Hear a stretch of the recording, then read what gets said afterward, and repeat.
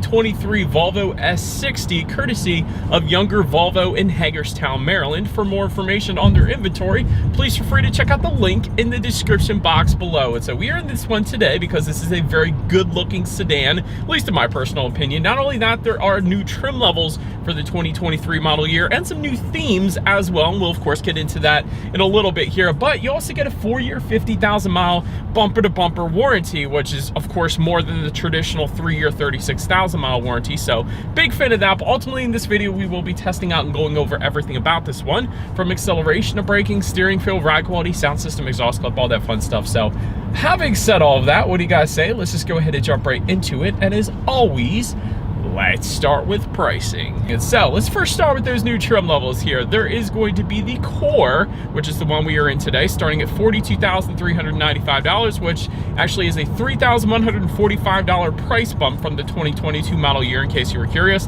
Plus, which is going to start at $45,095. And lastly, the Ultimate trim level starting at $47,845. And by the way, that was all pricing for the front wheel drive configuration, which actually is what we have today, but you can add all-wheel drive. If you wanted to do that, simply add $2,300 then to any of those prices. But regardless of trim level that you go with, the power plant on the S60 is going to be the same. Powering the beast is a 2-liter turbocharged inline 4-cylinder with a mild hybrid system as well, putting out 247 horsepower at 5,400 RPM, 258 pound-feet of torque coming in at 1,800 RPM. Power sent to front wheels or all wheels through an 8-speed automatic. When it comes to that 0 to 60 time, it's going to differ slightly depending upon whether you go with the front wheel drive or all wheel drive. Front wheel drive puts you at 6.4 seconds, all wheel drive then puts you at 6.2, with MPG numbers coming in at 26 in the city, 35 on the highway for the front wheel drive, 25 city, 33 then on the highway for the all wheel drive, taking premium unleaded fuel. Anyways, now having got all of that out of the way, what do you guys say? Let's go ahead and find a straightaway. Let's put the acceleration here to the test, and let's see how quickly we can get our new 2023 S60 here up to speed. All right, little bit of a rolling start, but kick it, baby. It's not bad. I like it. 0 to 60 is 6.4, you guys. That ain't that bad. 100% not gonna have any issues emerging onto the highway. That's a good bit. You know what's even better? There wasn't any spinning there. A lot of times with front wheel drive configurations, sending a decent amount of power to just the front wheels, you get a little bit of spinning. Now, good thing is about the S60 is if that were to happen, you know, you got the all-wheel drive system, so you don't have to get the front wheel drive like we have today. But again, having said that, there wasn't any spinning anyway. So I will say though, if you live in Western Maryland like we do, like I do, or like I am currently driving right now, I should say, I actually live in PA, but all-wheel drive is going to benefit you when it comes to snow, of course. But having said that, again, acceleration with the front wheel drive actually surprised me because there was no spinning. But anyways, to go along with that acceleration, as always, braking is equally important. And so up front, you will find 11.8-inch ventilated front discs. In the back, 11.9-inch solid rear discs. As far as the 60 0 stopping distance goes, it's going to come in an extremely impressive 114 feet. And since there's nobody behind me, it's wonderful. 100% on the firm side of things, instantly brings you to a stop. It definitely gives you a lot of driver confidence when it comes to that braking feel, because I can't tell you guys how many times I've driven vehicles that have such soft braking feels, and it feels like you really got to stomp on it to come to a stop. That's not the case here in the S60, so that's a brilliant thing without a doubt. Tons of confidence here with the braking feel on this thing. Then touching on suspension and handling, up front you're going to get a double wishbone type front suspension. In the back, integral link rear suspension, front and rear stabilizer bars. As far as ride quality goes, as I am cruising over some extremely smooth roads here in Hagerstown, it's 100% on point as expected. This is a Volvo, so you really shouldn't have any issues there. Touching on cabin noise, I'm going 50 miles per hour right now. I'll let you guys be the judge of that. Honestly, it isn't all that bad. I'm not getting a whole lot of road noise or wind noise or anything like that. So personally, I wouldn't have any issues there. As far as steering feel goes, it's weighted beautifully. So it's not a loose steering feel, I can tell you that. It's not really the heaviest steering feel either, but it leans towards the heavier side of things from what I'm typically used to driving. So I love the steering feel actually in the S60. I'm definitely not gonna have any issues there. Touching on visibility, rear visibility, I can see 100% perfectly fine. Typically in a sedan of this shape, you're not gonna have any issues there. Another thing though, when it comes to forward visibility, is for that Ultimate trim level, you actually also get a head-up display. Now we don't have it today, but essentially what that is going to do is project your speed limit, and safety features up on your windshield, so it better helps you keep your eyes on the road. And again, that's going to assist with forward visibility there as well. But that pretty much rounds out the performance segment of this review, you guys. Let's now go ahead and take a look at the exterior of our brand new 2023 Volvo S60, because the changes continue. All right, so here she is, you guys, the new 2023 Volvo S60, finished in Silver Dawn Metallic. In case you were curious of our exterior color name, kind of matches the sky today. But anyways, as always, let's go ahead and start up front, because that kind of introduces us to what is new for the 2023 model year. For example, the themes that I mentioned at the beginning of the video. Essentially, you get to choose between two themes. There's no extra cost for either theme. You get either a bright or a dark theme, so you get to choose that. That's new for 2023. We obviously have the dark theme. How can you tell?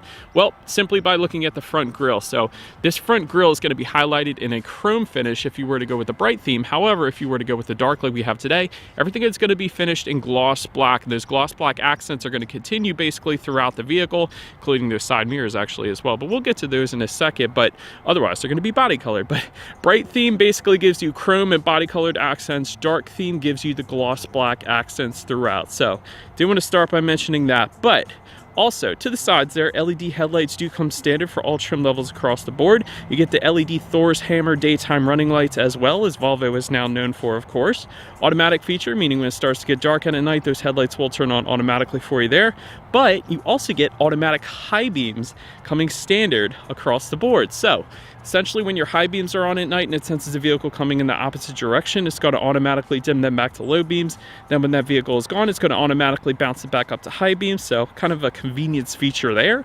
Then if you were to look just below those headlights, you are going to find LED fog lights coming standard with the cornering function as well, which you hardly ever see these days, even on luxury manufacturers. So essentially, when you're going around a bend at night, those fog lights are going to swivel, kind of better help illuminating what is around the bends. You're less likely to hit a deer or a possum or a cyclist or whatever the case. So that is pretty darn cool as well. But very Volvo-ish looking front end, which I personally love. I think it looks great up front, but that pretty much rounds out the front end. Let's now go ahead and make our way to the side. All right, so but now since we are around to the side of the S60, again, gloss black or chrome window surrounds to start. Body colored or gloss black side mirrors, like I was just mentioning. By the way, when it comes to those side mirrors, they are power adjustable. They are heated with LED integrated turn signals for all trim levels. So I did want to mention that as well. Then take a look down at the wheel setup. 18-inch diamond cut alloys for the core and plus trim levels. Then 19-inch triple 5-spoke diamond cut alloys then for the ultimate. But again, very nice side profile here.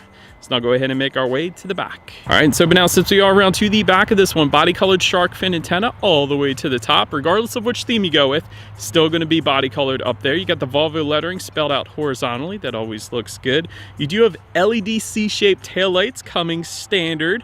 Absolutely 100% love that. And if you go down all the way to the bottom here, I remember in the past these were kind of exhaust was integrated actually into that rear bumper, so that is a slightly different look in the back there. And I actually prefer last year's look with the exhaust integrated into the bumper, because I remember it being dual exhaust outlets with quad tips. It looked dang aggressive. But now if I get down low enough, you will actually get dual exhaust outlets, but they are actually tucked away, kind of hidden from sight. So I don't know. I don't like that look as much. Let me know what you guys think of it in the comments section below. But as always, I think you guys know what we have to do next. Here is that exhaust clip.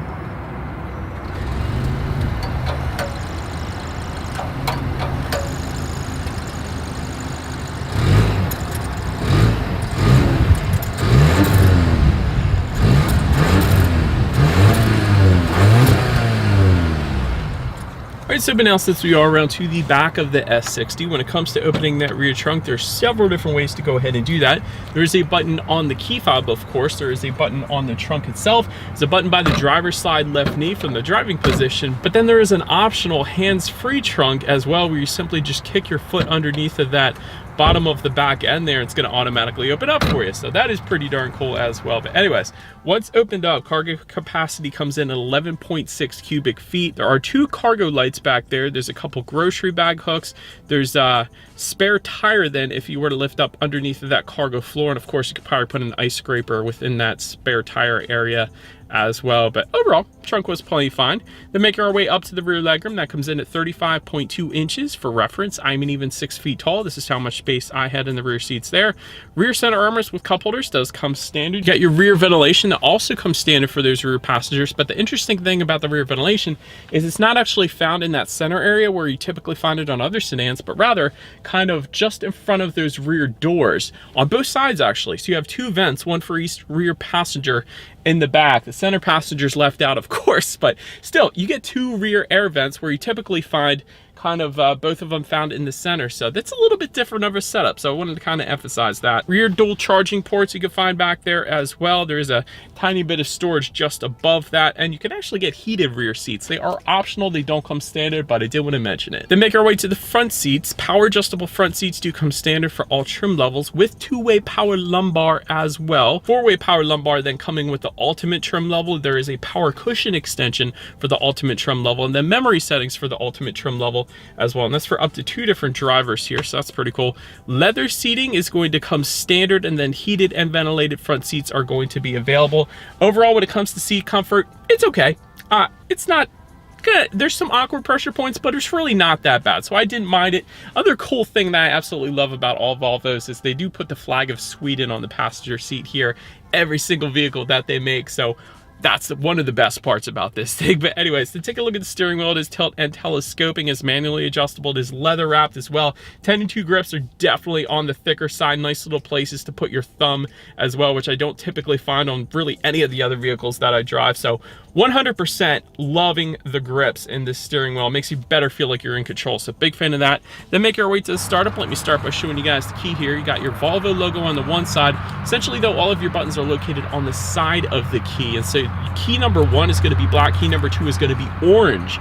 By the way, I think I showed that in last year's review, but lock, unlock, and that button to pop the rear trunk there, but it is all keyless entry with a turn knob start. That's a little bit different than just about all other vehicles that aren't Volvo, so you just simply put your foot on the brake and turn the knob to the right to start it, and then you turn the knob to the right to stop it as well. You don't turn anything to the left, just to the right. But anyways, once started up, when it comes to those gauges, they are amazing. It is a 12.3-inch digital gauge cluster, kind of powered by Google. So you got Google Maps front and center. You got your speedometer all the way to your left with a digital speedometer within that. You got your tachometer on your right then. There is speed limit recognition up there. There's how many miles you have left until you hit empty. There's your outside temperature. Really everything you could possibly want up there. And again, my favorite part at least is the Google Maps sandwiched right in the middle of it all. So that is wonderful. I love the gauges on the Volvo S60 without a doubt. But now let's go ahead and make our way to overall interior quality. A dual pane panoramic moonroof comes standard on every trim level. I love that. That's so stinking cool. You usually don't find that coming standard for even the base trim level or the core trim level that we have here. Dual zone climate control coming standard, 4-zone climate control coming with the Ultimate. Ultimate is also going to add linear lime accents, which is kind of like a wood look. Tailored dashboard coming with the Ultimate as well. I like the kind of silver texturized accents though. I gotta be honest, just about the passenger side glove box. I like that it's not just a basic silver, but it is texturized, which is cool. I like that. Don't see a wireless phone charger on our core trim level that we have here today, so I did want to just mention that. But overall, when it comes to interior quality, it's perfectly fine. Another thing, I like this little clip here found kind of on the front windshield to kind of put like little tickets when you're on like the Pennsylvania Turnpike or Bay Bridge or something like that. So I'm a big fan of that. There is an electromechanical parking brake just behind that engine start button. You got a couple cup holders. There's a 12-volt power outlet, a little bit of rubberized storage just in front of that within the center armrest. It's a decent amount of storage. I wouldn't say decent. It's a little bit on the smaller side, but there's a couple more charging ports within that as well, so that's kind of cool. But everything is very minimalist. You only have like 7 or 8 buttons maybe just in front of the shifter. You do have a little bit of plastic just in front of that shifter, matte black plastic. Wouldn't have minded if they kind of finished that with like a gloss black finish or some kind of a design of some sort. But do like the frameless rear view mirror. That is pretty darn cool. So overall, I don't have any issues with the interior quality. I think it's perfectly fine. But then taking a look at the infotainment screen, because it definitely gets good here. 9-inch tablet style color touchscreen display for all trim levels. Bluetooth and audio streaming, Android Auto, Apple CarPlay. You can adjust your climate control settings up there. Get your heated seat buttons up there as well. You can adjust your drive modes up there. There's also weather information as well, and your radio information. So when it comes to the sound systems on the S60, there's several of them. You got a 10-speaker hi-fi sound system that comes standard with the Core and the Plus trims. But then for the Ultimate, you got a 14-speaker Harman Kardon sound system with 600 watts. And then for $3,200, you can also get a 15-speaker Bowers and Wilkins sound system, which is my favorite sound system in existence, at least on the S90. Out of all the 700 plus cars that I've tested, that is my favorite sound system so far. But this particular one, the S60, comes with 1100 watts as well. But as I said, we actually do have the 10-speaker hi-fi sound system with us here today. So what do you guys say? As always, let's go ahead and turn on the radio, see what we got playing today, and let's test out the clarity of this one. It's okay. It's okay. Honestly, for 10 speakers, it's not bad.